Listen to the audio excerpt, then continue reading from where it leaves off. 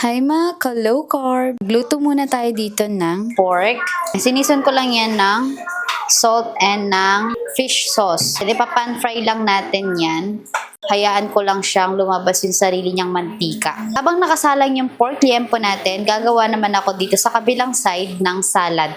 Tatakpan lang natin yan para yung moist niya is nasa loob lang.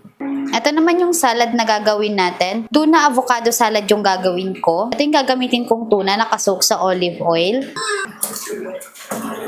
Let's start. Fry muna natin yung romaine lettuce.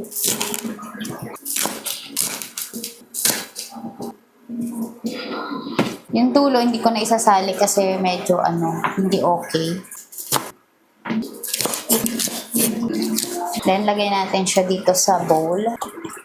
Next is itong cucumber. Half lang yung gagamitin ko since ako lang naman yung kakain. Babalatan ko lang siya ng ganyan lang para may design.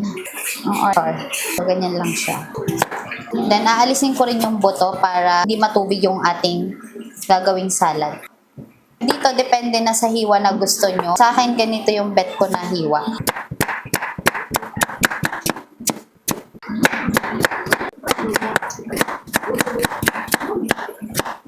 Lagay ulit natin siya dito. Cherry tomato yung gagamitin ko dito. Wala na kasi kaming kamatis na yung medyo malalaki.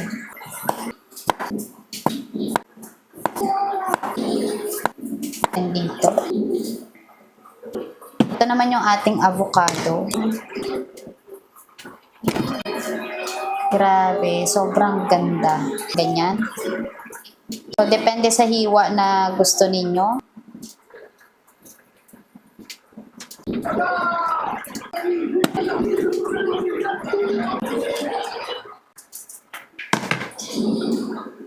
Ito yung isa sa pasok sa low carb na tuna. Ayan. Ganyan siya. Small can lang to. Pwede nyo ilagay na to lahat or pwede nyo pa siyang i-drain. Depende sa inyo. So, sa akin is i-drain ko lang yung excess water and oil. And i-drain natin siya.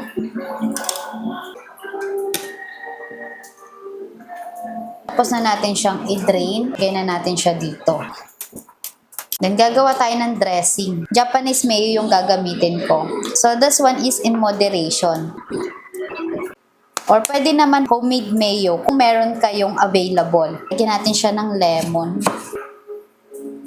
Hindi ko sinama yung excess water and olive oil nung tuna kasi bet ko yung olive oil lang para hindi masyadong matubig yung salad natin. Konting squish lang ng lemon.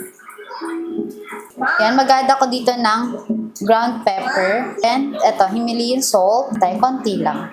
And mix lang natin yan.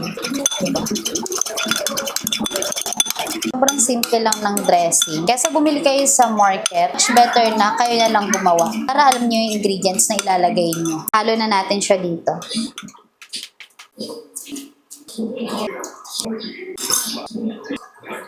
Tuna salad.